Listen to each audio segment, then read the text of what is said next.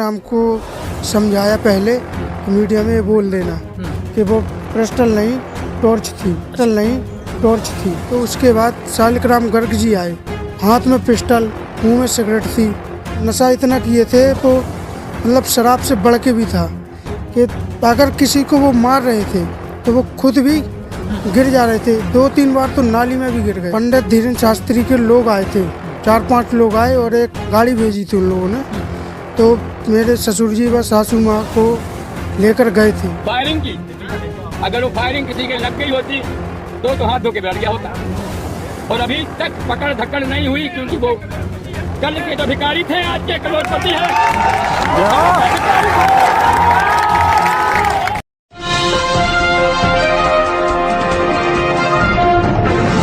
साथियों नमस्कार, मैं हूं नीरज पटेल और आप देख रहे हैं नेशनल जनमत। धीरेन्द्र शास्त्री के भाई नहीं बल्कि खुद धीरेन्द्र शास्त्री की गुंडागर्दी की पोल इस शख्स ने, जिसका नाम है आकाश अहिरवार, धीरेन्द्र शास्त्री के भाई ने जो गुंडई की थी उसका न सिर्फ चश्मदीद है बल्कि उस बारात का दूल्हे राजा भी है। धीरेन्द्र शास्त्री ने बयान में कहा था कि उस घटना से मुझे ना जोड़ा जाए और अपना पल्ला झाड़ लिया था। लेकिन आकाश अहिरवार का यह बयान चीख चीख के बता रहा है कि धीरेन्द्र शास्त्री के भाई की गुंडई में धीरेन्द्र शास्त्री की पूरी सह प्राप्त थी। धीरेन्द्र शास्त्री के झूठ का पर्दाफाश करते हुए आकाश अहिरवार ने यह भी बताया कि उसके सास ससुर, मतलब जिनकी बेटी की शादी थी, कल्लू अहिरवार और उनकी पत्नी को धीरेन्द्र शास्त्री के गुर्गे गाड़ी में बैठा करके बागेश्वर धाम ले गए थे।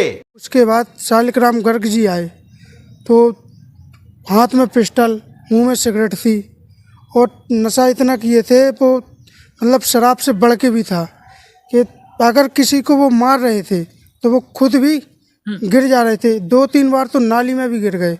उनको उठाया भी और जिसने भी उनको रोका कहा कि महाराज मान जाओ तो उनको ही मारते थे। 10-12 लोगों को वहाँ पे मारा भी है उन लोगों ने। पंडित धीरेन्द्र शास्त्री के लोग आए थे, 4-5 लोग आए और एक गाड़ी भेजी थी उन लोगों ने।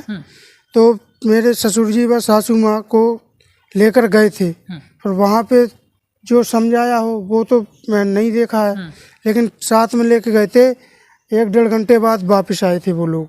मैंने अपने ससुर जी से बात की थी, उन्होंने बताया था मेरे को कि 2-3 लोगों ने हमको समझाया पहले कि मीडिया में बोल देना कि वो पिस्टल नहीं टॉर्च थी। अच्छा, धीरेन्द्र कृष्ण शास्त्री के गुंडे, मवाली, नशेबाज, दारूबाज, गालीबाज, तमंचाबाज भाई की गिरफ्तारी की मांग को लेकर पीड़ित परिवार छतरपुर के एसपी सचिन शर्मा के कार्यालय पर 2 घंटे धरना प्रदर्शन किया। एसपी सचिन शर्मा पहुंचे तो महज आश्वासन की रस्म अदायगी की, लेकिन एसपी ऑफिस के बाहर की वायरल हो रही इस तस्वीर में मीडिया वालों ने सचिन शर्मा के अंदर मानवता ढूंढ ली और लिख रहे हैं कि पीड़ित परिवार के सामने वहीं जमीन पर बैठ गए। जमीन पर बैठ करके एसपी सचिन शर्मा उस गुंडे के सामने अपनी हैसियत बता रहे हैं कि उस गुंडे मवाली के सामने मध्य प्रदेश का कानून और छतरपुर का पुलिस प्रशासन घुटनों पर बैठा हुआ है। इसी वजह से शायद अभी भी एसपी सचिन शर्मा की यह हैसियत नहीं पड़ रही। इस वायरल वीडियो के बावजूद, भीम आर्मी ओबीसी महासभा के प्रदर्शन करने के बावजूद, उस गांव में तनाव होने के बावजूद, जिला पंचायत सदस्य से लेकर के अब उस परिवार के तमाम सारे लोगों के बयान आने के बावजूद एसपी सचिन शर्मा का आधिकारिक बयान ये देख लीजिए।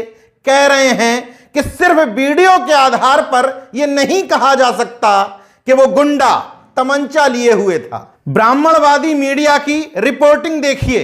उसी खबर में एक बॉक्स में लिखा जा रहा है, एसपी ने जमीन पर बैठकर सुनी फरियाद। उसी के नीचे एक बॉक्स लिखाया गया है, सिर्फ वीडियो आधार नहीं। एसपी सचिन शर्मा ने कहा कि सिर्फ वीडियो में फायरिंग होने के आधार पर आर्म्स एक्ट की धारा नहीं लगा सकते। वीडियो सामने आया है कि ओरिजिनल कॉपी प्राप्त होने पर उसे फॉरेंसिक जांच में भेजा जाएगा। साथ ही पीड़ितों के बयान और अन्य साक्ष्य सामने आने पर ही धारा बढ़ाई जाएगी। मामले में जांच चल रही है, कानून के अनुसार आगे की कार्रवाई की जाएगी। एसपी साहब, इस कानून को बदनाम मत कीजिए।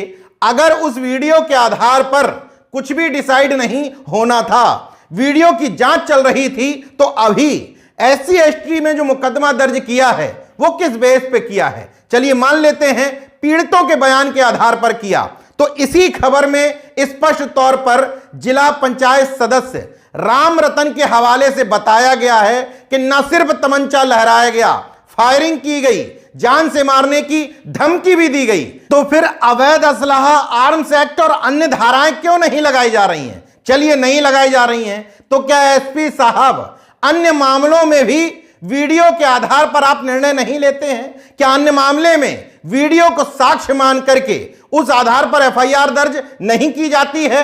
चलिए नहीं की जाती है, तो कम से कम जिन धाराओं में अभी FIR दर्ज है, क्या उनमें गिरफ्तारी नहीं होनी चाहिए? लेकिन एसपी साहब माफ करिएगा, आपकी हैसियत ही नहीं है, क्योंकि आपके गृह मंत्री और मुख्यमंत्री दोनों ही इस ढोंगी बाबा के चरणों में नतमस्तक रहते हैं। इस मामले के सामने आने के बाद मध्य प्रदेश के मुख्यमंत्री, गृह मंत्री और पुलिस प्रशासन की हैसियत जरूर सामने आ जाती है, लेकिन इस ढोंगी बाबा के तथाकथित हिंदू राष्ट्र की पोल भी खुल जाती है।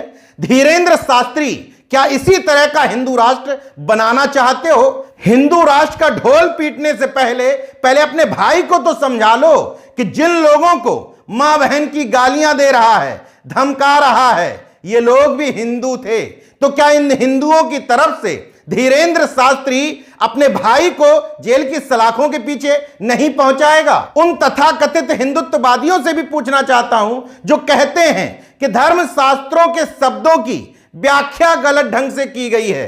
तो चलिए आपसे ही व्याख्या पूछ लेते हैं। आकाश अहिरवार, जिसकी उस दिन शादी थी, मतलब दूल्हा बना हुआ था, भीम आर्मी और अन्य संगठनों के प्रदर्शन के बाद उसकी भी हिम्मत पड़ी। अब जरा बताओ धीरेंद्र शास्त्री कि इस घटना को तुमसे जोड़ा जाए या नहीं? इस घटना में एक और महत्वपूर्ण पहलू है कि अब यह शख्स सालिग्राम गर्ग, जिसको अभी भी ये लोग डर के मारे महाराज महाराज कह रहे हैं, अब तुम्हारे धर्म शास्त्रों की उस विवेचना के हिसाब से, जिनमें तुम कहते हो कि कर्म के हिसाब से ब्राह्मण बनता है, तो अब इन लक्षणों के आधार पर तुम्हारा भाई अभी भी महाराज कहलाने योग्य है, या सार्वजनिक तौर पर घोषणा करोगे कि वो अधम और नीच हो गया है? मध्य प्रदेश शासन की इस बुजदिली का ही परिणाम है कि उस गुंडे मवाली नसेलची को आकाश अहिरवार की हिम्मत नहीं हो रही है गुंडा कहने की, बल्कि अभी भी वो अपने बयान में महाराज महाराज कहकर ही संबोधित कर रहा है, क्योंकि उसको पता है कि अभी तो ये तमाम संगठन समर्थन कर रहे हैं, बाद में इसी सालिग्राम गर्ग की गुंडाई झेलने के लिए उनको मजबूर होना है।